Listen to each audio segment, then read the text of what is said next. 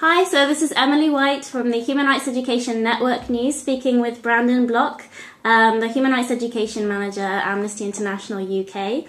Thanks very much for joining us, Brandon. I've heard a lot of noise about your protest song competition, which has been involving about 1,000 schools. Can you tell us more about it? Yeah, sure, Emily.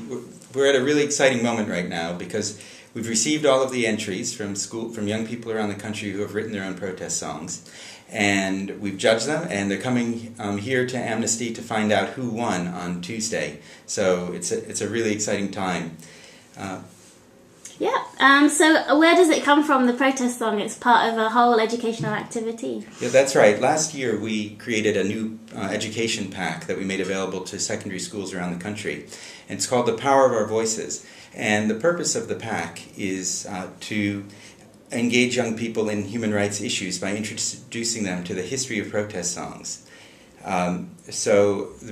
We created this pack because we really wanted to engage teachers who were teachers we didn't usually reach out to. So we wanted music teachers to get involved in Amnesty's work. We thought young people who maybe didn't relate to traditional forms of activism for human rights might find music as a really exciting way in.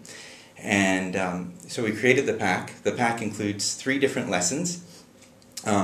Each lesson focuses on a different side of protest songs and their history. So the first one really focuses on the history of protest music, looking at 5 different songs from around the world. There's songs from the Egyptian Revolution recently. There's songs from the suffragette movement in the UK, songs from Zimbabwe as well, and WOZA and the work that they do using protest songs as part of their protests. Young people can look at those songs and they can study them, and they do presentations about them. The second lesson is really about looking at protest music as a sort of personal expression, and focuses on Emmanuel Jal, the former child soldier who now uses hip-hop as a way to engage people in protest music. And then the third lesson is really exciting because it's a lesson that's led by a well-known rap poet here in the UK who teaches young people step by step how to create their own protest lyrics. And so the whole package is really exciting. We've gotten great feedback from schools on it. Excellent. So I hear that you can download it. You can receive like the multimedia sections, and also you don't have to have like high technology schools, so it can be replicated. Yeah, that's right. I mean, the pack does include a lot of media right now, so that when I said a poet leads the third lesson, what that means is there's videos of the poet that are embedded into a PowerPoint. And so it's great if you do have the multimedia capacities, and if you would like the whole pack, you simply go onto our website, send a request, and then we'll send you a file transfer for it. And it's free of charge, of course. But for schools that can't access that because because it's too multimedia heavy, the lesson plan that accompanies it allows teachers to lead all parts of that.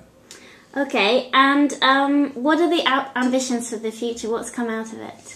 Well, one part of the pack is that young people were asked to create their own protest songs and send them into our competition. And we got over 700 entries, both into the lyric part of the competition and into the protest music part of it. In the future, we're hoping to get more and more young people engaged in this. And I know that the music industry has already expressed interest here in the UK. The winner of this year's competition will get a professional recording done in a studio, which is really exciting. They don't know that yet, so hopefully they won't see this before they find that out. And then in the future, we'd love to get other sections involved and find ways to get other young people around the world engaging in writing their own protest songs. Excellent, thanks so much. And of course, more people can get more information from your website. So thanks very much for talking with us today. Thanks. You're welcome, Emily. Thank you for your interest.